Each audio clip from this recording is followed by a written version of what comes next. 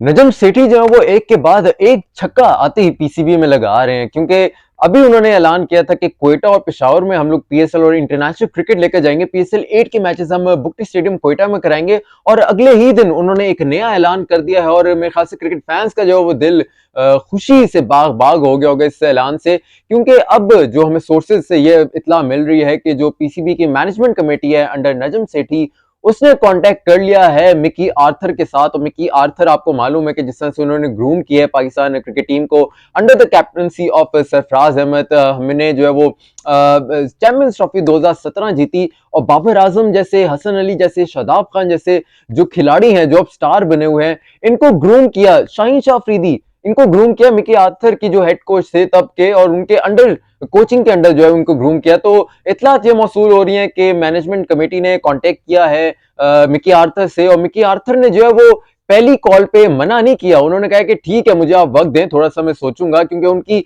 Obviously county cricket में उनकी Derbyshire के साथ जो है वो वापसी है, इस टाइम वो उनके साथ कॉन्ट्रैक्ट में है, लेकिन उन्होंने मना नहीं किया। उन्होंने कहा कि मुझे थोड़ा वक्त दें, मैं सोचूंगा। और उन्हें जो वक्त अब लग रहा है कि कितना उन्हें मिलेगा पीएसएल के दौरान या उसके बाद ही जो है वो जो नए कोच हैं उनका ऐलान किया जाएगा जो पाकिस्तान के होंगे। और ये लेकिन डेट कंफर्म है कि एक फॉरेन कोच ही पाकिस्तान क्रिकेट टीम के साथ जो है वो अब मुंसलिक होंगे, और मिकी आर्थर का नाम जो है वो सिर फहरिस्त आ रहा है। ओपिनियंस आ रही है कि जस्टिन लैंगर को भी जो है वो अप्रोच करना चाहिए, लेकिन मिकी आर्थर का जो है वो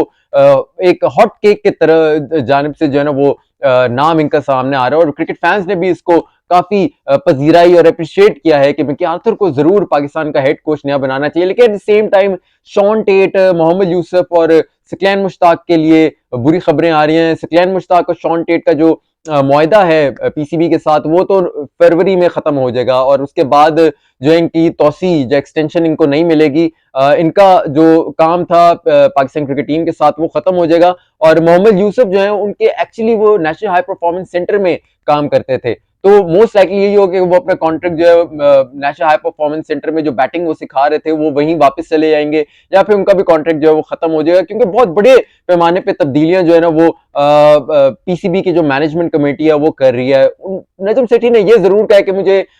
मेरे जो एक्सपीरियंस पास मेरा फॉरेन कोच के साथ बहुत अच्छा रहा है, तो इसलिए मैं चाहूंगा कि फॉरेन कोच है। मिकी आर्थर का नाम सामने आ रहा है, और मिकी आर्थर का नाम अगर सामने आता है तो बाबर आजम के साथ बहुत ही कमाल की इनकी केमिस्ट्री बनते मुझे दिखाई दे रही है, क्योंकि बाबर आजम वो खिलाड़ी हैं जो मिकी आर्थर के अंडर उन्होंने जो वो टीम में आए थे, और फिर उन्होंने जब शुरू में वाइट बॉल फॉर्मेट में तो अच्छी परफॉर्मेंस दी थी, लेकिन टेस्ट क्रिकेट में बाबर आजम की जो है ना वो अच्छी परफॉर्मेंस उस तरह से आ नहीं रही थी। तो ये मिकी आर्थर ही थे जो बाबर आजम को कंसिस्टेंटली इन्होंने चांस दिया था और कॉन्फिडेंस दिया था। और बाबर आजम ने अपने ये मुख्तलिफ इंटरव्यूज में भी कहा हुआ है कि मिकी आर्थर ने मुझे बहुत ज्यादा कॉन्फिडेंस दिया था, बार बार अपॉर्चुनिटीज दी थी। और इन दोनों की एक और बड़ी खासियत बात है, एक खास बात है कि ये यंगस्टर्स पे बहुत ज्यादा रिलाई करते हैं, यानी कि जो टेस्टेड लोग होते हैं उनको ये कम मौका देते हैं, लेकिन यंगस्टर्स पे बहुत ज्यादा उनको बिलीफ है और बार बार मौका देते हैं, अपॉर्चुनिटीज बहुत देते हैं, कंसिस्टेंसी के साथ उनको मौका देते हैं। और शोएब मलिक जो है वो एक ब्लू आइड में कह सकता हूँ, क्योंकि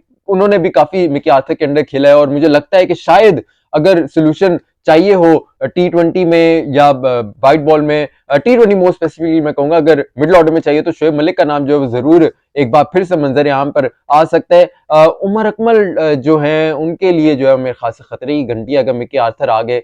लेकिन शर्जील खान, जिस तरह कि मैं आपको शायद आपको पता चल रहा हो कि मैं किस तरफ इशारा कर रहा हूँ, कि जो थोड़ा सा जिनका पास जो है वो थोड़ा सा एक डार्क जो रहा है, जो फिक्सिंग के उसमें कुछ नाम जिनका आता रहे, तो उनके लिए एक तरह से अच्छी बात है कि रास्ते उनके लिए खुल गए हैं दोबारा, क्योंकि रमीज आजा चेयरमैन जब थे तो उनके दौरे रिजीम में जो है ना वो बिल्कुल भी इनके लिए जीरो टॉलरेंस है, इनकी वापसी का इम्कान नहीं था। शर्जील खान काफी स्कोर कर रहे हैं लेकिन फिर भी उनकी वापसी नहीं हो पाई। तो ये जो नजम सिटी के दौर में ये जो एक ब्लॉकेज लगा हुआ था कुछ प्लेयर्स के नामों पर, उनकी वापसी का इम्कान मुझे जरूर दिखाई दे रहा है। तो मिकी आर्थर के लिए जो है वो एक मेरे ख्याल से ये हैप्पी न्यूज है सबके लिए। और दूसरी बात ये कि जी इंटरिम जो चीफ सिलेक्शन कमेटी है और चीफ सेलेक्टर, उसका भी ऐलान कर दिया है, शाहिद खान अफरीदी को जो है वो चीफ सेलेक्टर बनाए इंटरिम जो सिलेक्शन कमेटी के हैं, और साथ ही में उनको जो पहली असाइनमेंट दिया है वो ओडीआई स्क्वाड जो न्यूजीलैंड के खिलाफ 3 हमने ओडीआई मैचेस खेलने हैं, उसके लिए ओडीआई स्क्वाड का इंतखाब करेगी। उसमें अब्दुल रज़ाक का भी नाम है, हारून रशीद का नाम है, राव इफ्तिखार अंजुम का नाम है, ये लोग सिलेक्ट करेंगे और फिर ये ओडीआई जो सीरीज होगी न्यूजीलैंड के खिलाफ उनके लिए व्हाइट बॉल फॉर्मेट में जो है वो सिलेक्ट करेंगे। लेकिन एट द सेम टाइम मैं आपको ये भी बताऊं कि बाबर आजम के हवाले से बहुत ज्यादा बातें आ रही हैं कि क्या उनको होना चाहिए या नहीं होना चाहिए। देखें, बाबर आजम के लिए कोई खतरे की बात नहीं है, वो अक्रॉस ऑल 3 फॉर्मेट्स पाकिस्तान के लिए कप्तानी करेंगे और उन पर बिलीफ है, जो करंट मैनेजमेंट है उसको प्रॉपरली बिलीफ है बाबर आजम पे, क्योंकि वो समझते हैं कि ये बाबर आजम टॉप परफॉर्मर है और आगे के एक लेजेंडरी खिलाड़ी बनने वाले हैं। तो ये बातें करना ये अब छोड़ दें कि बाबर आजम को टेस्ट कप्तान होना चाहिए या व्हाइट बॉल का कप्तान होना चाहिए या नहीं होना चाहिए या होना चाहिए, ऐसी कोई भी बात नहीं है। Babar Azam will remain your captain across all 3 formats of the game. तो ये जो है वो अपडेट है और मजीद इससे अपडेट आपके सामने मैं लाता रहूंगा। चैनल को लाइक और सब्सक्राइब जरूर कर दें, अपनी फीडबैक से मुझे जरूर आगाह कीजिएगा कमेंट सेक्शन में। अपना बहुत सारा ख्याल रखेगा। अरफा फिरोज को इजाजत दीजिए। अल्लाह हाफिज।